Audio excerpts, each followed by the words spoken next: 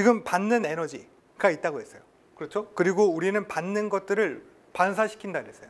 맞습니까? 그거를 뭐라고 얘기하냐면 내가 받은 에너지 대비 바깥으로 내보내는 거, 그걸 알베도라고 얘기합니다.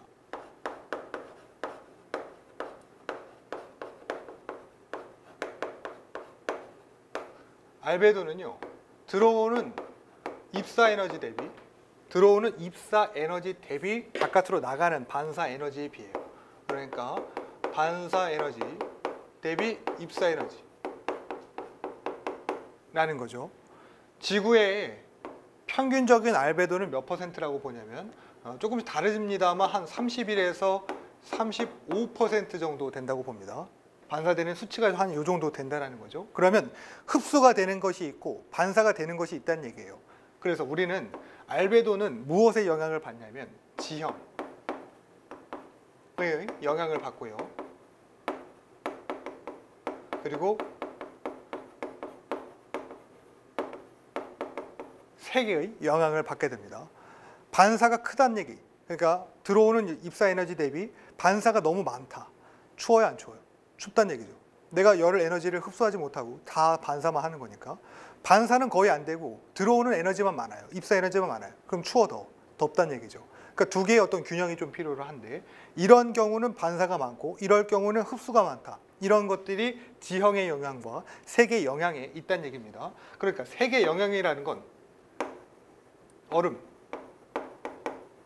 눈 이런 것들은 반사가 잘 돼요, 안 돼요? 상식적으로 생각해 보시죠. 반사가 잘 되죠. 반사가 잘 돼.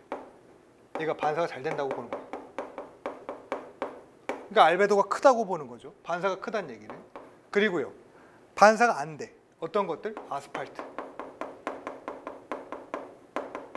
이런 것들은 반사가 잘 안 돼요. 흡수를 많이 합니다. 그렇죠? 그러니까 온도가 올라가는 거죠. 지형의 영향 생각해 볼까요? 지형의 영향. 숲을 어떻습니까? 함축하죠. 입사 에너지를 함축하죠. 그래야 왜 우리 숲풀은 뭐 수증기 때문도 그렇습니다만 이러한 식으로 들어오는 열 에너지를 함축시킬 수 있는 능력이 돼야지만 그 안에 있는 생물권들이 온전하게 잘 지내지 않습니까? 근데 사막 같은 거 생각해 보면 어때요? 낮과 밤의 기온차가 큰 것도 큽니다만 이런 반사 에너지가 워낙에 많기 때문에 그런 거죠. 네. 이런 식의 어떤 초원이 아닌 곳인 경우, 그러니까 숲풀이 없는 경우에는 반사 에너지가 크기 때문에 그만큼 지표 생물권을 보호하기가 힘들다, 이런 얘기를 하는 거죠. 그러니까 숲풀 혹은 숲 이런 것들이 반사되는 것이 적고요. 그 다음에 이거와 상대적으로 무엇? 나지 이런 것들이 반사 에너지가 크다는 거죠.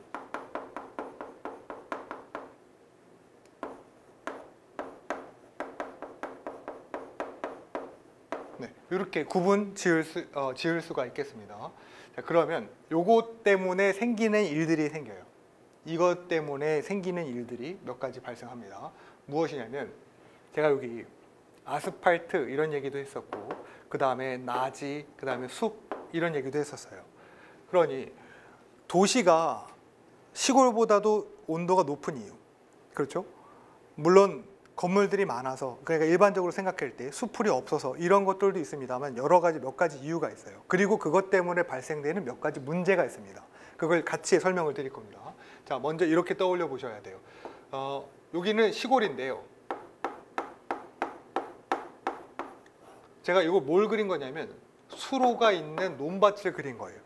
수로가 있는, 이게 이제 개수로라고 보시면 되죠. 논에다가 물대는. 그런데 이거 대비 도심에는 뭐가 있습니까?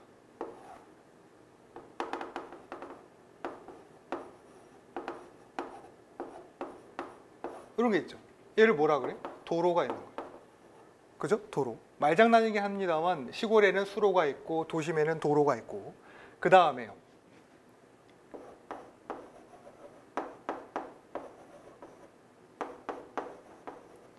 네, 여기 뭐가 있냐면 숲이 있어요.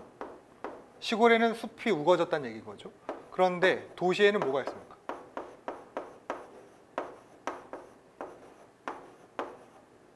말장난이죠. 빌딩 숲이 있는 거죠. 네, 이 차이 때문에 도심 지역에서는 온도가 높아지고 어떻게 보면 그 미세먼지가 오랫동안 조금 더 잔존할 수 있는 이유이기도 합니다. 자, 우리 아까 이런 얘기를 한 적 있어요. 알베도라는 건 결국은 내가 들어오는 입사 에너지 대비 반사 에너지가 크면 너무 크도 안 되고 너무 작아도 안 되지만 한 균형적으로는 한 31에서 35% 정도 유지가 된다고 보는 건데, 만약에 이제 도심 지역 이런 식의 이제 빌딩 숲 같은 것들, 혹은 이제 상대적으로 수로보다는 도로가 많은 이런 도심 지역일 경우에 연소되는 물질로부터 바깥으로 배출되는 것들 중에 무엇이 있습니까? CO2 같은 것들, 낙스 이런 것들이 대기 중으로 배출이 되죠. 이런 것들이 뭐한다? 온도를 높이는 영향을 끼치기도 하고요. 또 하나, 도로에 이제 타이어 바퀴 같은 것들이 마모되면서 미세한 먼지 같은 것들이 부유하게 되죠. 맞습니까? 이런 것들 영향이 또 있고, 그 다음에 빌딩 숲, 여기에 의해서 무엇이 또 조금 이제 바뀌기 시작하냐면, 여기에 빌딩 숲 안에는 아스팔트가 있죠.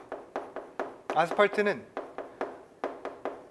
지금 있는 뭐 수로라든지 숲 이런 거에 비해서 열을 흡수하는 능력이 월등하게 강하죠. 그러니 태양으로부터 받는 빛 에너지 같은 것들이 여기에 많이 함축이 될 거고, 그리고 그게 밤에도 식지 않을 거고, 그럼 결국 뭐가 일어나? 열대야 같은 것들이 일어난단 말이지. 그러니까 제가 예를 조금 이렇게 볼까요?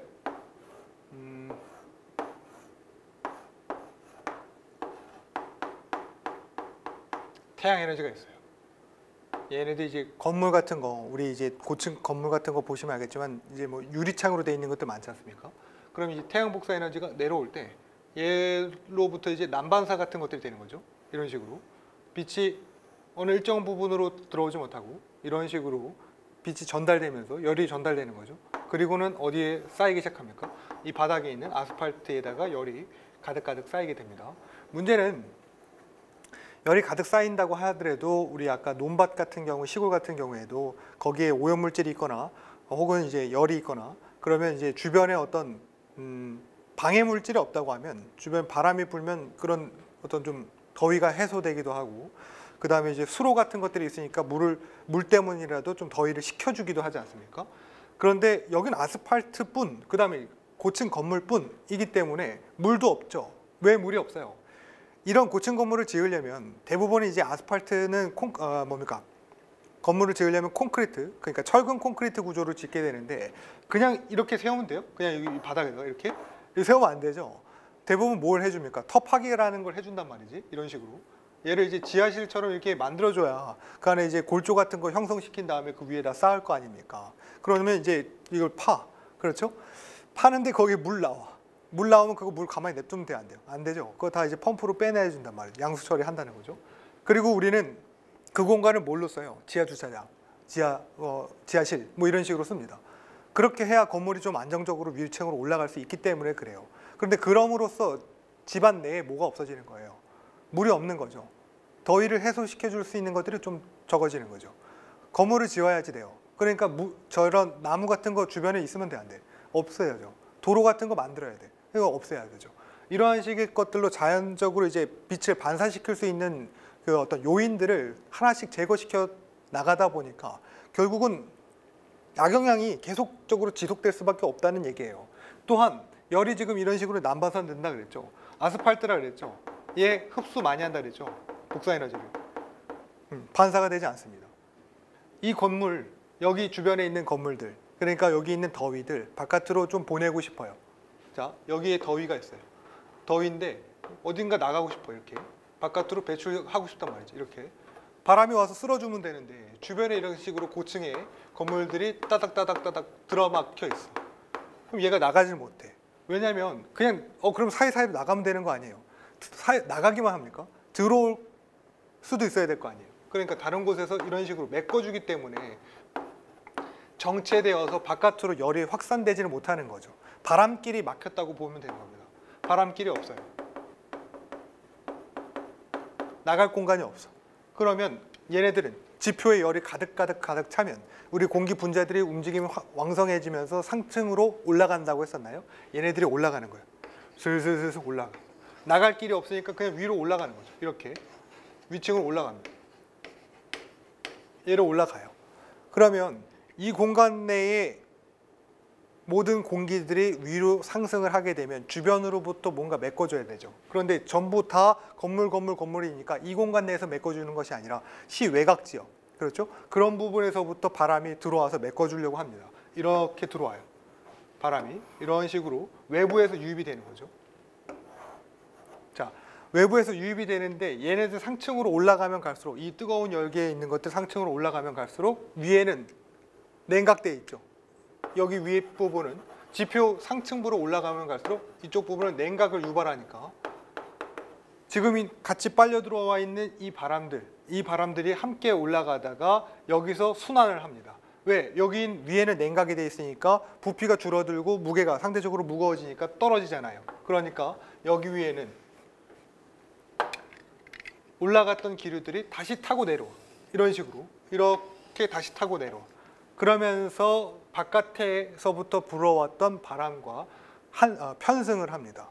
이런 유를 뭐라고 얘기하냐면 전원풍이라고 얘기를 해요.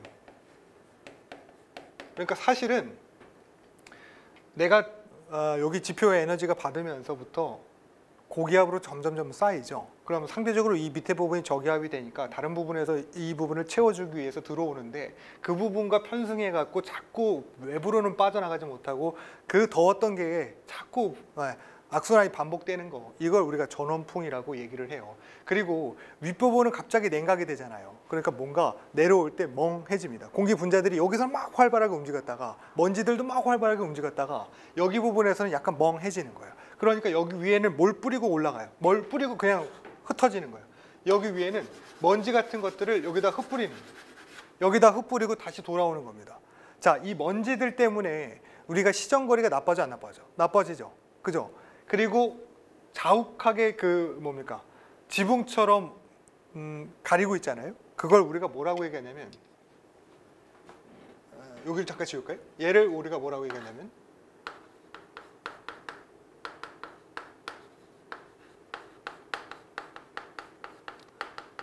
더스트돔 이펙트. 그래서 얘를 다른 말로 하면 먼지 지붕이라고 얘기를 합니다.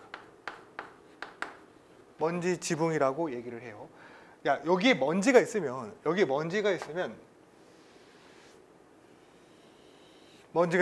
우리한테 아까 이러한 영향을 끼칠 수 있다 그랬어요. 시정거리,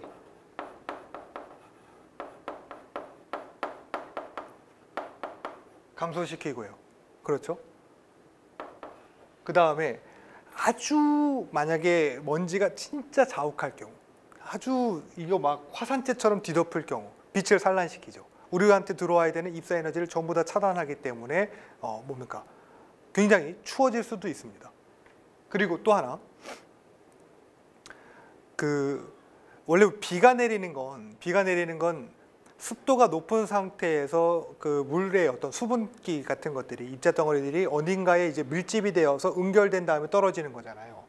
그런데 그것들이 이제 말씀드린 것처럼 수분이 어느 정도 쭉 올라와야지 된다 그랬고, 만약에 그 비가 잘 내려올 수 있게끔 어떤 하나의 응집제가 있다고 하면 오히려 조금 더 많이 비가 자주 내릴 수 있지 않을까 싶습니다. 무슨 얘기를 하고 싶냐면, 예를 들어서 지우개에 똥이 있어요. 여러분들 이제 지우고 나면 지우개 똥이 있죠. 그런데 그거를 뭉치기 위해서 여러분들이 뭐가 필요하냐면 손가락이 필요해요. 막 이렇게 돌리면 걔네들이 주변을 뭉치면서 이만하게 커지죠. 그런 역할을 하는 거예요. 누가? 먼지가 올라가면 주변에 있는 수증기를 지 몸에다가 들러붙게끔 만들면서 그게 하나의 동그란 방울이 되는 거죠. 그 상태로 떨어지게끔 하니까 먼지가 무엇의 역할을 하는 겁니까? 응결이 되는, 내 주변으로부터 하는 응결 핵의 역할을 하는 거예요. 그러면서 수분을 머금고 비를 잦게끔 내리는 겁니다. 그러니까 도심 지역에서는 시골 지역보다 비가 자주 온다 안 온다? 자주 온다는 거죠. 그걸 반대로 해서 묻는 문제가 많이 출제되기 때문에 이 부분도 잘 염두를 해야지 되고요.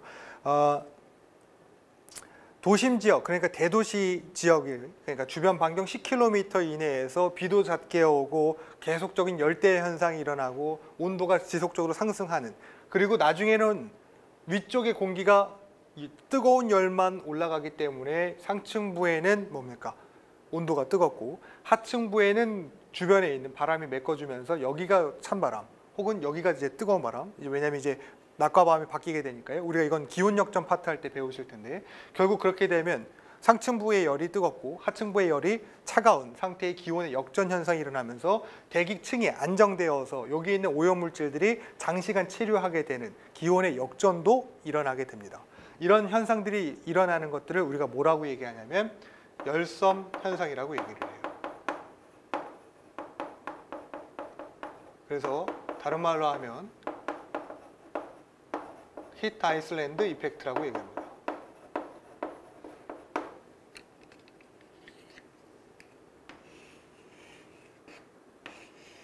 네. 정리를 해두실 건 알베도에서부터 제가 이렇게 온 거예요. 들어오는 입사 에너지 대비 반사 에너지 비가 너무 커도 문제지만 반사를 시키지 못하고 입사 에너지만 많게 되면 도심 지역에서는 그것이 더 왕성하게, 그러니까 도드라지게 드러날 수밖에 없다는 얘기. 그래서 도심 지역에서 열대야가 일어나거나 혹은 온도가 높은 것들을 이런 식으로 엮어서 한번 설명을 드려봤습니다. 그리고 나서 이제 열섬 현상까지 한 거예요. 그리고 기온의 역전까지도 약간의 맛보기로 보여드렸습니다. 이 부분은 지금 제가 언급을 하지만 추후에도 또 한 번 언급을 할 거니까요. 지금은 정리만 해두시는 편으로 하시죠.